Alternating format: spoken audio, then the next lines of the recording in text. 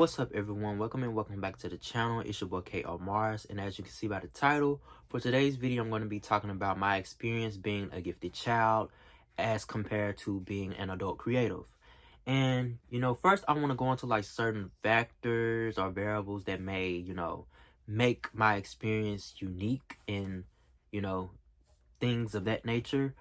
Everything that I'm going to be talking about in this video as a gifted child and adult creative is all, again, based upon my personal experience and things that have impacted me and things like that. So just because I say certain things doesn't mean that you may have had the same experience as a gifted child or an adult creative. This is all me, my life, and how I received and went through with all the things that have happened to me, for me, against me, and whatever.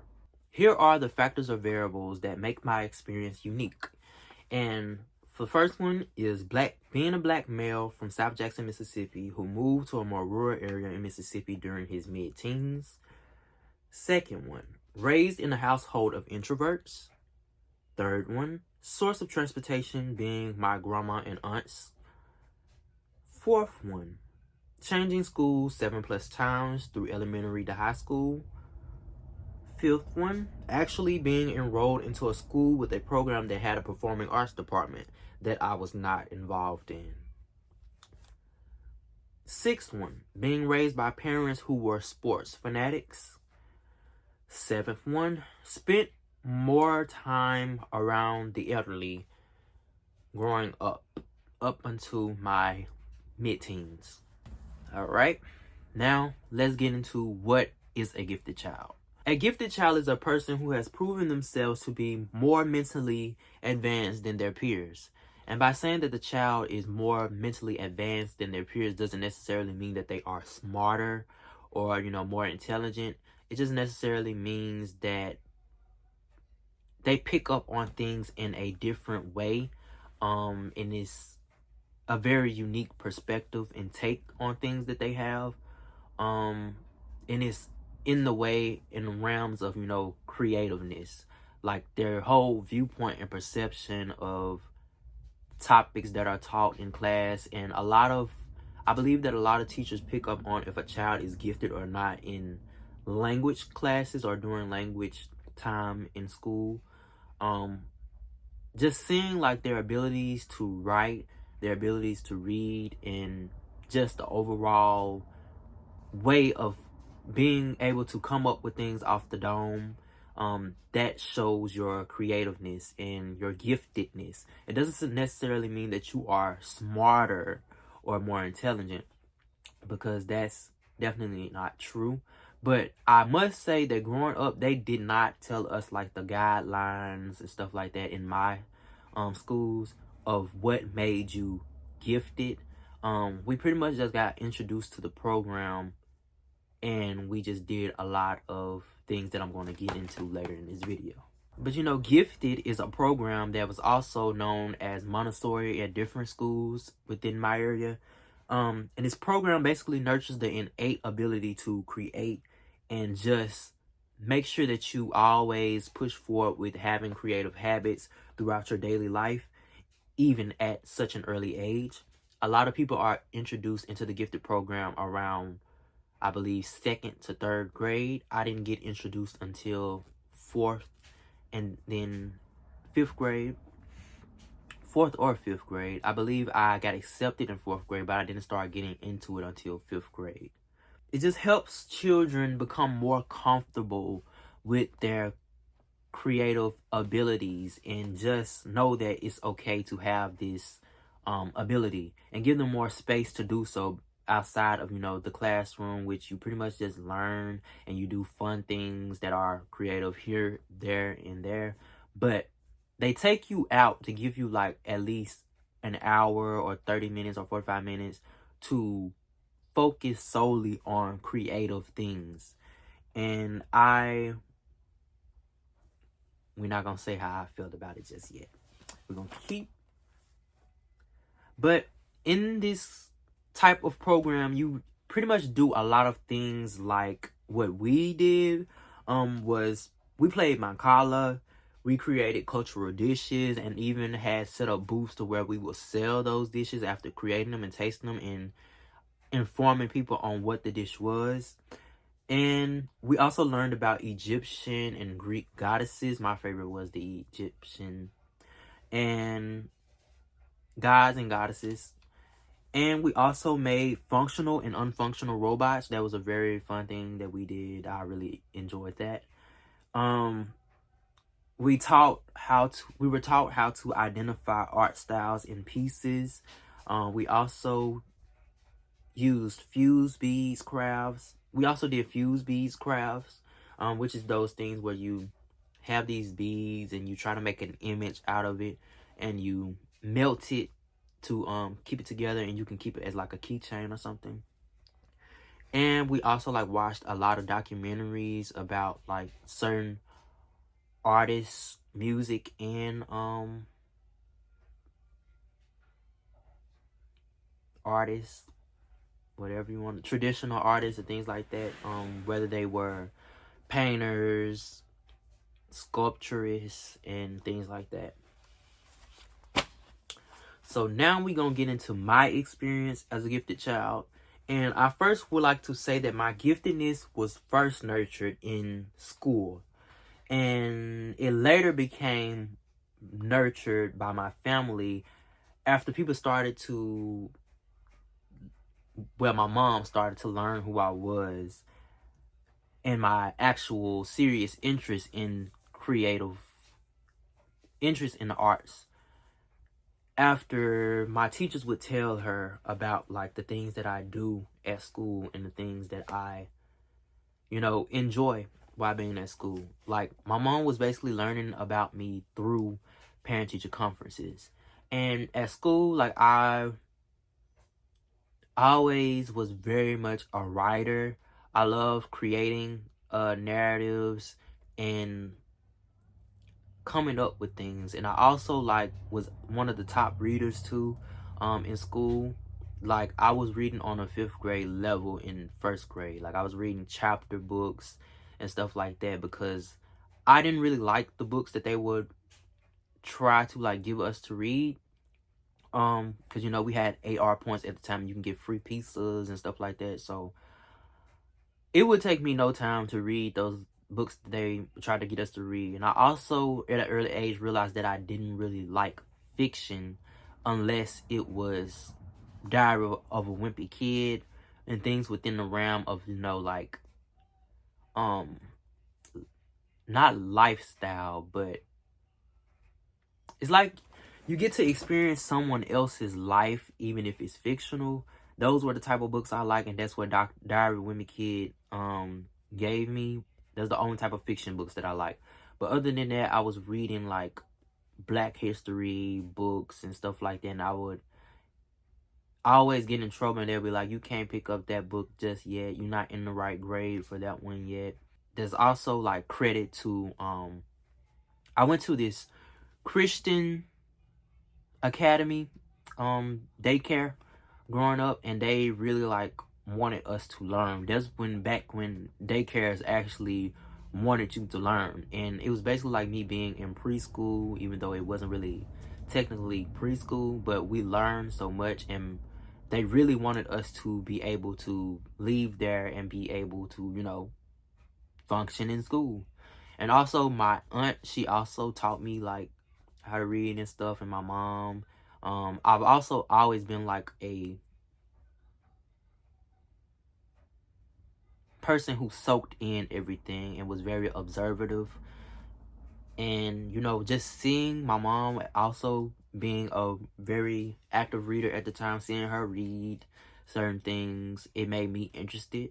And I would also like just ask her a lot of questions, and everybody a lot of questions. My grandmas, my granddad, everybody questions. And I feel like that in a way too helped me with my giftedness, because they didn't like hold back answers for me. They would actually tell me real answers and not just, babble to me or push me off to stand in a child's place and stuff like that. In school, I was also just a very shy kid, and a lot of my giftedness was shown through my work. And I believe that's one of the reasons why I didn't get placed into gifted program until I was like 4th, 5th grade, because I wasn't like the other gifted kids who were very like expressive and, you know, loud and things like that. So they probably didn't see me as someone who would be interested in something like that. And also with the work in class, they don't really give you many opportunities to show your creative abilities or your giftedness. But when we would have like certain projects and things like that, I would have a teacher, my 5th grade teacher actually, Miss Allie Taylor, who would talk to the gifted teacher and tell her like, oh, you need to talk to him, you need to have him in this program, this and that, based off like my work and my approach to certain things, and even just like sitting and having talks with me. I believe she saw something in me that, you know, you can't really pick up on just through math sheets and stuff like that, and times table multiplication sheets. And I appreciate her, and also Miss Keisha, my counselor at the time during that. I really appreciate her as well, because she also got me into the program that I was telling y'all about in the beginning. But yeah, I also had this habit of hiding my creative efforts from the world. It's like my family knew I could dance. They knew I was funny. They knew I could do a lot of things, but they didn't know how serious I was about it until my mom found my secret Instagram. So my mom, she didn't really want me to have social media based upon like everybody that she saw, children growing up being on Facebook cussing and fighting and stuff like that. She didn't want me to grow up and be that way, which I don't really understand, because you know that I'm not that way. Why would I get on social media and act that way? But I digress. And with that being said, like, I didn't have a phone until I was like 14, because she didn't want me to get on social media. But when she gave me a phone, she was like, no social media, just use this to call and contact me and, you know, do whatever else you want to do. But what she didn't know is that ever since I had a phone, I was recording myself making all types of skits and just artsy videos, reels, and all these types of things, and just documenting my life at a very early age and the lives around me. I started off first documenting my cousins and stuff like that, and have them act out skits on my 3DS XL, a Nintendo 3DS XL. And just having a phone gave me the ability to have better quality, and also have access to like editing software too. So I would also start getting into like digital media, start creating things like that, and just experimenting and realizing what it is that I like about creating, and going back and seeing like all the things that I watched growing up, and being able to like create my own version of them now. And it was just very dope to also be able to do that with such better quality. When I got on social media, I snuck and made a social media page when I was around 15, social media page. I snuck and made an Instagram page when I was around 15. And on that page, I was basically dancing and posting all of the things that I would like to create, and modeling and stuff as well, with my self-timer photos and videos that I would take of my cousin, pictures I would take of my cousin that were very Tumblr, Pinterest inspired, in the aesthetic look that people go for, and random items and stuff like that, which was, you know, back in the day that we used to do. But a lot of my content was Dubsmash oriented. I was gaining a following. By the time she found out about my page, I already had like 1,000 followers within like a few months of me having the Instagram page. And she basically, after taking the phone, she was basically like, oh, you're not really doing nothing bad, you just dancing and doing everything that you do at home. But she didn't know like to a certain extent like how great I was at certain things. And after like being convinced by my dad to just let me do my own thing, as long as I ain't being bad and stuff like that, I should just let me keep doing it. And she instantly started becoming like very encouraging and asking for me to like do more things, or she also would like to see like a lot of things. Like now she's my biggest supporter like ever, and she always trying to give me like ideas of what I could do, what I should do and stuff like that. And I think that's really dope. It's just the fact that also like parents out there, you need to learn your children before trying to discipline them in a way that I feel like it's disciplining them out of fear of what you've seen and what you've grown up around, instead of just learning who they are and the types of things that they like and stuff like that.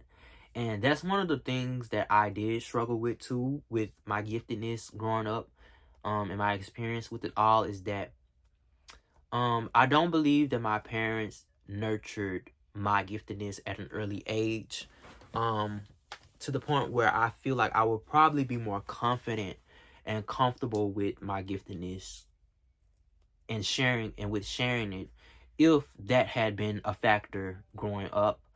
I don't put the full blame on them, but they were like very encouraging to get me to play sports and stuff like that. I did play football, hated it. And later in life, I ran track and cross country, which I did love cross country. But, you know, anything with a ball, I have terrible hand-eye coordination that does not work for me. But I just wish my mom, my dad would look at me and see like me dancing and be like, you actually good at this, and we want to put you in programs and stuff like that to, you know, build upon this skill. But after them not being able to force me to play sports and realize that it wasn't working for me, it's like they didn't push me to do anything else that I didn't want to do. But they didn't really push me to do the things that I actually did want to do outside of, you know, the sports and all of that. But also the reason why I don't fault them for it is because there wasn't really anything around here for boys when it comes to like dancing and stuff like that. We had Majorette and stuff like that, but that wasn't the type of style of dancing I was interested in. And at the time, they wasn't accepting boys on those teams, and they probably more than likely still aren't in Mississippi, or Jackson at least. And yeah, but that only gave me the chance to do what I could at home, and using social media to make up for that space and that gap that was there for me. So I was showcased everything that I could do, everything that I was interested in on Instagram and now YouTube. And it just really allowed me to show the different versions of me, because in school I was always the shy, quiet kid. People would ask me, do I even speak English, because I was so quiet. But they would find my Instagram and my social media and be like, oh my God, like, we didn't know that you could do all this. This can't be the same person. And in a way, I got a thrill out of people like finding my account. I would never tell nobody my account. They would find it, and I would get a thrill out of them just being gagged off the fact that like someone so quiet could have so much to say, actually, and so much talent. And yeah. But after my mom found out about it, she started to tell and spread the word. She started sharing me on her social media. My dad, he is one of my, I would say he's my biggest supporter. He shares everything that I do, and even the things that I'm insecure about or feel like he may not like. I still see him sharing it as like hyping me up and trying to get people to like see like, this is my son, he's very talented. And I love that about him. And my mom too, like she shared my posts and stuff like that. But also spread the word within the family, and my uncle became one of my biggest investors. He gave me a MacBook. He gave me a series of cameras. Purchased my very first camera that I had when I was posting on here, the Canon G7X Mark II, which for some reason stopped working out of nowhere. He's given me so many things throughout my childhood, like Traxxas cars, Hot Wheel cars, collectibles, and all these types of collectible cars. So many things he has given me, and I am very much thankful for, because I don't think he understands how much it has helped me experiment and just find out like who I am creatively and the things that I actually like to do. And also, you know, even if I didn't enjoy the things while doing them, they helped me still sharpen a skill in a way.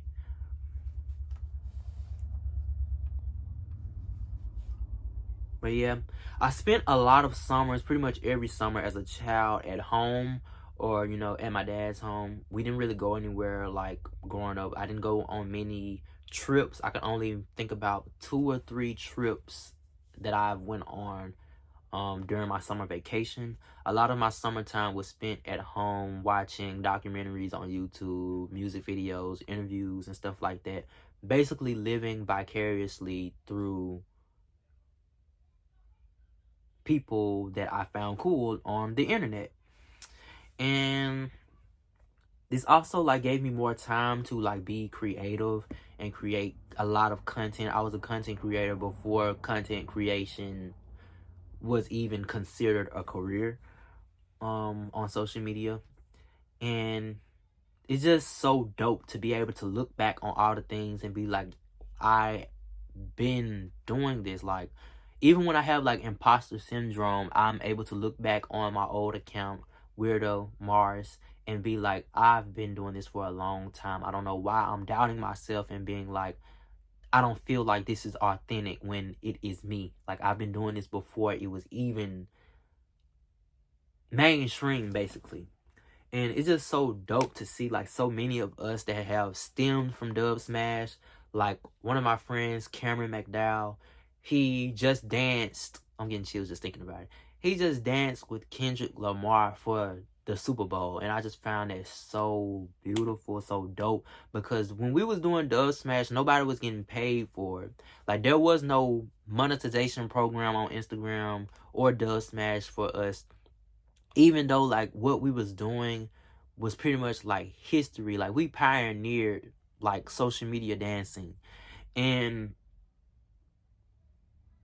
even though I didn't like become one of the biggest or greatest dub smashers at the time or gain like a super large following off of it, I'm grateful for the 3,000 that I did have and the people that supported me and the many of the greats that do know me, that see me and know that I was talented, and still am talented.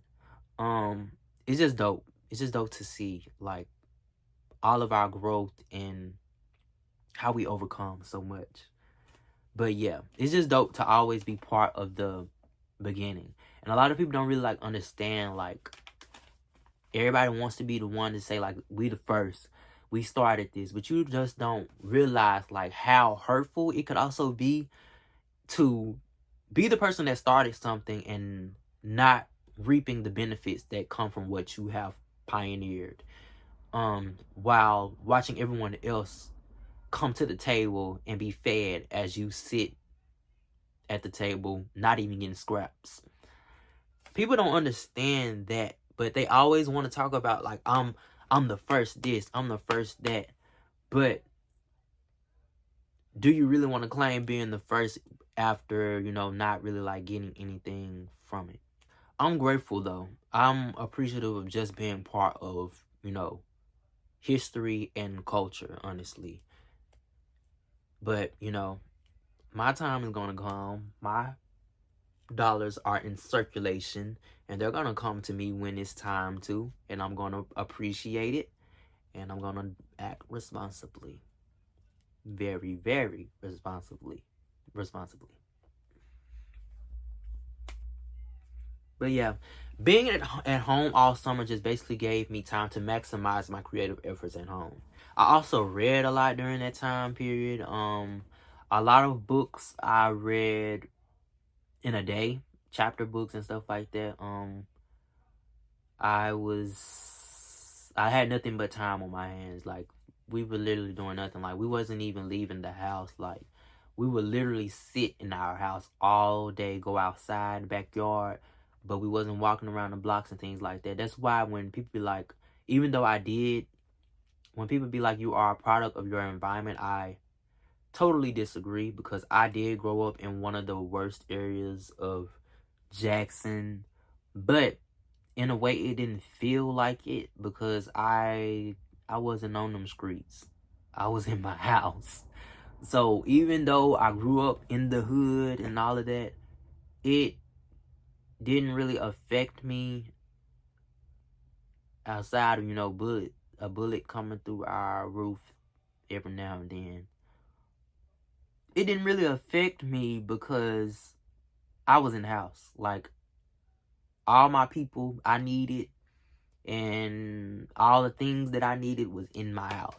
I didn't need to, do all that other stuff. Yeah, I had no interest in all of that.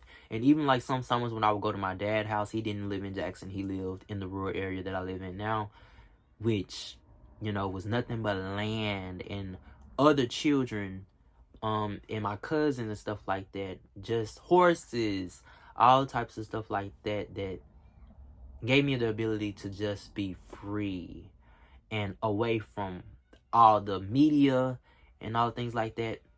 Instead of living through others, it gave me a chance to live, life in reality. So, in a sense, my mom and dad kind of did give me balance as, a gifted child. Because my dad also didn't have internet growing up, Wi-Fi. And when I did get a phone, and I started going to my dad's house, his house has like tin roof or something like that, to where it made me have like no service in the house at all during those 4G LTE days. And yeah. Also, while being a gifted child, I was like definitely in my best physical state. And a lot of the things that I did during those times periods, due to me not having serious training or real training, caused me to pretty much hurt myself or damage my bones, joints in a way. Although I didn't break anything, I still feel pain from a lot of the improper contorting and tumbling that I used to do. But because I had so much energy and so much strength at that age, it allowed me to be extremely consistent with the videos that I recorded and posted. Like, I would post a video every single day. Consistency was never a problem with me as a child, because, if I have nothing but time, why would I just be sitting here? I don't have nothing to do anywhere else. So just a lot of those things that I did, like during the work that I did as a child, allows me to be able to pick up like dancing and tumbling and etc. whenever I feel like it, because now to me it's just second nature. And I'm so glad that I did, push myself in that way. I just wish I would have been more cognitive of my physical health, because I do be in a lot of pain, and a lot of times it takes me a minute to get out of it mentally, because of, it takes a minute for your adrenaline to kick in and the music to move you and stuff like that, to make you forget about all the pain. Because when I dance, when I run, when I tumble and all of that, the pain goes away, because I no longer have it in my mind. But it's probably still there, but mentally I can't feel it. Also, changing schools gave me the ability to exercise my discernment and also sharpen my skills with, being observative and just basically being able to pick up on all the different personalities and even mentalities in school, I feel like that really helped me a lot, like in life. Like I could see a person, and within like 5 minutes of just being around them, I can already tell what type of person they are and if I need to be around them or not. Just because I changed schools like 7+ times, and I was able to pick up on a trend of like, oh, you just like them. Like I would literally just be comparing people to each other from my previous school and be like, oh, you just like them. I may like you, or you just like them. I know I'm not gonna like you, and I'm gonna have to keep you at a distance because you just like this, but you really not that bad of a person. But I can't have you that close to me. That's the type of things that I was doing. Like around my 4th change of schools, I was picking up on like, I'm noticing patterns here, and yeah, that definitely translated into my adulthood too, because now, especially in the creative world, you got to be able to pick up and be on 10, because there's a lot of acting going around here. And yeah, now I want to introduce what an adult creative is. And to me, an adult creative is someone that maintains the childlike desire to experiment and create through fun and passion. And my experience as an adult creative was basically just, well, not was, it is. It's basically like my inner child, basically being the producer and director of my life and the projects that I do. So, during my childhood, I was very like insecure in a way, and which is like one of the reasons why I would try to only showcase myself online, because in person, like I would be totally scared and shy to be every version of myself in the way that being online allowed me to do. But as an adult, you have to be able to be exactly who you are online in person for you to really make a living off creative work, and for people to want to work with you as well. A lot of the work that you do as a creative, as an adult, well, me as an adult, I do now realize that I have to work with other people. I can't do everything by myself like I did as a child. Meaning that I could possibly pull it off, but for it to be like of quality that I desire, I have to learn to work with other people. And, being shy and insecure is not going to allow, your ideas to be executed in the way that you want them to. And you don't want to put in all that time and just sit back and be like, I actually don't like how this is going, but I don't know what to say. I'm not going to say this. As an adult creative, there isn't much time available to work and things like that. So anything that I'm going to be investing my time in, it has to be what I expected or better. So just going through that allowed me to realize that I, have to be more vocal and things like that when executing these ideas. And all of these ideas that, well, not all, but majority of the ideas that come to me, in a sense, they make me feel like I'm a nostalgia whore, but really it's not. As I break it down, like, it's really not the fact that I'm like just extremely obsessed with nostalgia. It's really just me being like obsessed with honoring my inner child and everything that he wanted to happen and everything that he wanted to do that he wasn't able to because it wasn't around. Like, opportunities wasn't around for him. He didn't have people there that knew what he wanted, and he also didn't know how to vocalize and show all the things that he could do and wanted to do. He only like sat there with all this passion just built up inside of him, burning inside, without being able to really show on a full scale how he could do this and that he truly had an interest in doing this. And I just want to honor my inner child by executing all the ideas that come to me from him.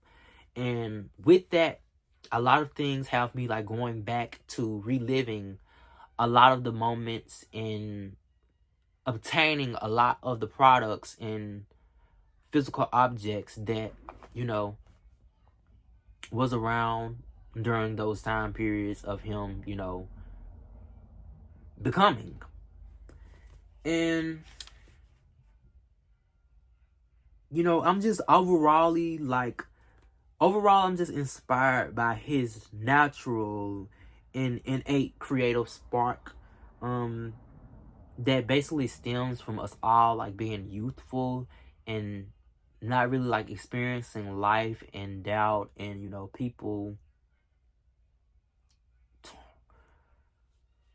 I was thinking tarnishing or tormenting, but I would just leave it at just basically not being scarred by life just yet. And just giving us the ability to be extremely hopeful and faithful to, you know, our ideas and just our imagination that often gets killed as you grow up. But as an adult creative, you still have the desire to, you know, take interest in all the things that you had, even like as a child. And it's just overall like me admiring the greatness that I couldn't see at the time. Because as I look back on all the things that I used to do, even though I felt like at the time like it wasn't, you know, of quality and stuff like that, I look back on it and be like the basics was always there. Like, you always had the formula. The formula was always there. You just need nurturing. You just need the confidence. But the basics was always there. And it's so dope to see like so many of my natural, creative, and innovative ideas now being like introduced by other people and even me sometimes. Because like, how did I know that this was going to be a thing? How did I know that people were going to later come onto this? And it also gives me the ability to flex too and be like, here's proof that I've always been into this. Like, this has always been me. This has always been my desires. I've always had the ability to do this. And I'm not inspired by you. I'm inspired by me. So when I revisit like ideas and I do them at a more professional way or at a scale of where I am now, when people get to doing this whole, I don't know why people just feel entitled to ideas, which I'm not even entitled to my own ideas. Sometimes we all are on the same wavelength, spiritually and creatively. And everybody not out here intentionally stealing from you. And that's why it really takes a lot of, you have to create your own, you have to be able to understand your personal experience and have talks with yourself. That way you're able to implement that into your work to where that makes your work more personified and dedicated to you and personal to you. That way, even if somebody is doing the same thing as you, it doesn't really come off as, you know, copying. But, you know, when I do create something that, you know, other people may have done or had the idea to do, because it's personified and showcasing an experience that's personally experienced by me, it makes it more unique. And also, me being able to showcase that I've done this before in a different way many years ago, almost a decade ago, that this wasn't inspired by you. And also, like, a challenge that's constantly faced while being an adult creative that was previously a gifted child is the battle of childlike versus childish. Growing up, you know, like, as a Gen Z,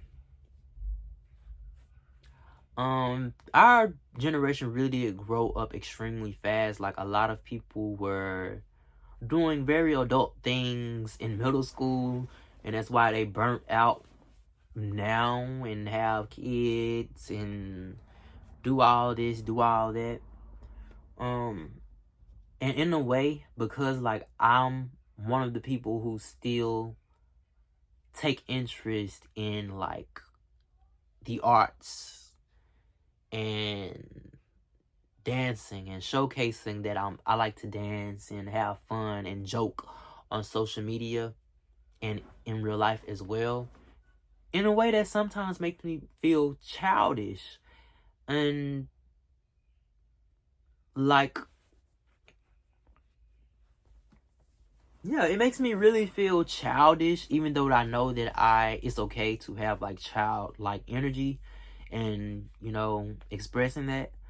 But because like I, you know, don't have my own place, I don't have a car yet also. I'm still relying on other people for transportation and stuff like that.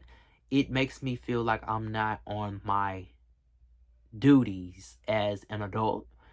But I know that I'm working towards those things, but in a way, it makes me feel childish when I compare my life to other people sometimes, which I very rarely do. But when it comes to like the childlike versus childish conversation, I do compare myself in that way a lot. It's like pretty much I just feel like I am still kind of a child while everybody else is, you know, grown. And in a way, I don't really like know if that's a bad thing or not, because I don't want to be the type of grown they are. The grown that they are is very boring. I envision myself still, forever in life honoring my inner child and being childlike. I'm never going to kill off my inner child. And that's what it feels like with a lot of adults, Gen Z adults now.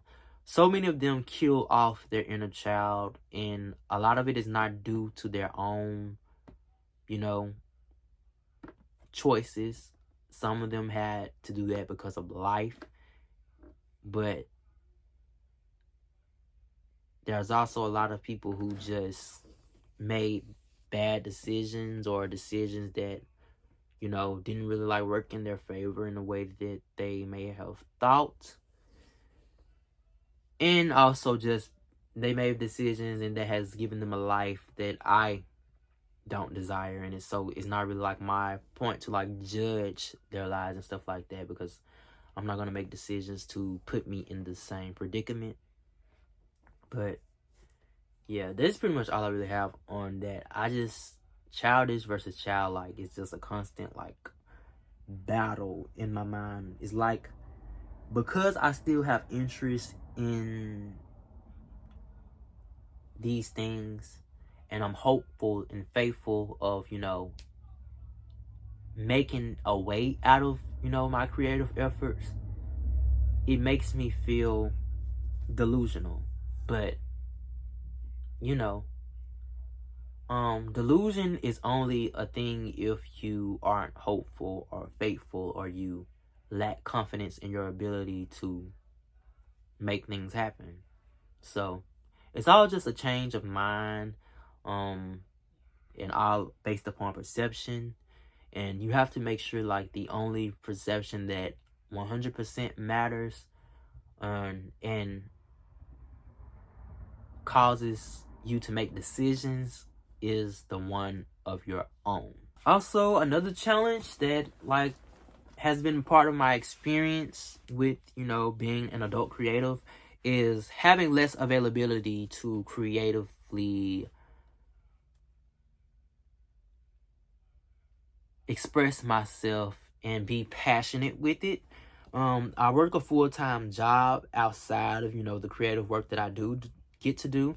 And it makes it harder for me to be consistent with, you know, content, and just basically like experimenting and allowing myself to, you know, read and consume things that could inspire me and spark something in me.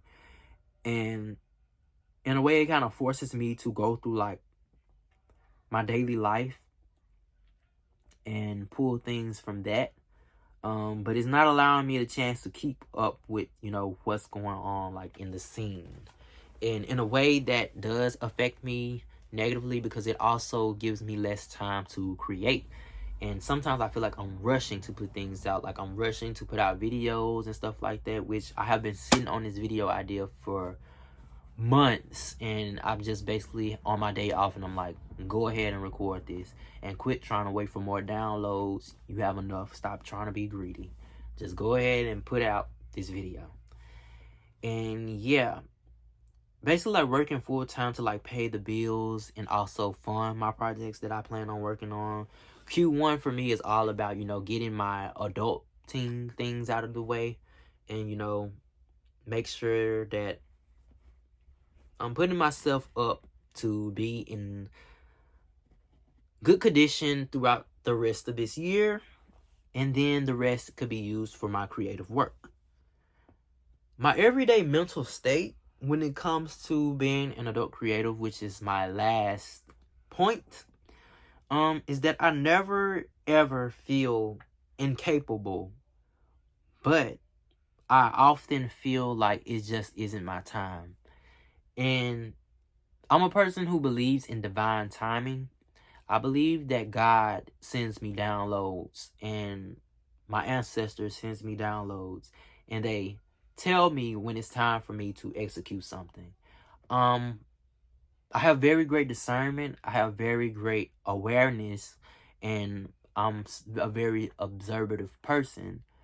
I don't really miss out on things that are for me. And when I'm being told or shown signs by God, my ancestors, and stuff like that, I pick up on that very quickly. And most times, well, not most times, a lot of times I do feel like when I have certain ideas, I be like, it ain't time for it yet. It ain't time to put it out yet. We still need to sit with that and wait for like more downloads before we actually act on it and push that out. And this really makes it hard for me to collaborate with other people who don't really understand how spiritual creating is for me. There are these people who are in a hurry and in a rush to, you know, be seen, and that's just not me. And I can't work with nobody like that. That's just honestly, that's my prerogative. Like, I can't work with nobody that's in a rush to be seen at whatever stakes that it takes. And a lot of people rush to be seen just to be seen. They don't even care if what they're being showcased or what they're showcasing is of quality. They just want to be seen. And that's like why so many content creators are in a constant battle and cycle with the algorithm. By believing that they have to post this so many times a day, so many this, that, and everything that they're posting is not really like adding value to anything. It's just out there, and you're just running yourself dry, putting out things that don't really impact anyone. And I'm at a point in my life to where I want to have impact on others' lives. Meaning that I want people to see something that I'm putting out and truly receive it. Meaning that they don't have to be inspired by me. They don't have to like what they see. But I want them to feel something based off what I put out. And it doesn't always have to be something or a feeling or emotion that works in my favor. I just want people to feel something. Something, and it works even better when it's something that I can actually stand 10 toes behind, because, you know, my intentions are my intentions, but once you put something out, your intentions no longer matter. People are going to receive things however they perceive them, and that's just art. That's just life, and that's just how things are around these times in the world. But yeah, I'm gonna be done yapping now. That's pretty much all I really have for this video. if you have any more questions about me being a gifted student versus me being a creative, or you want to share like your own experience in the comments, please do so. I want to have more conversations with y'all. I want y'all to interact with the things that I post. Like, that's also like one of my goals. I want there to be conversation. I want there to be people agreeing and also disagreeing, so that we can like really talk about it and just understand each other's perspectives. So if you have any thoughts or anything like that, just leave it in the comments. But yeah, that's all I have for this video. I thank y'all for watching. Thank y'all for just basically giving me the time of the day. But yeah, feel free to like and comment, and also subscribe if you enjoyed this video. And I'm out.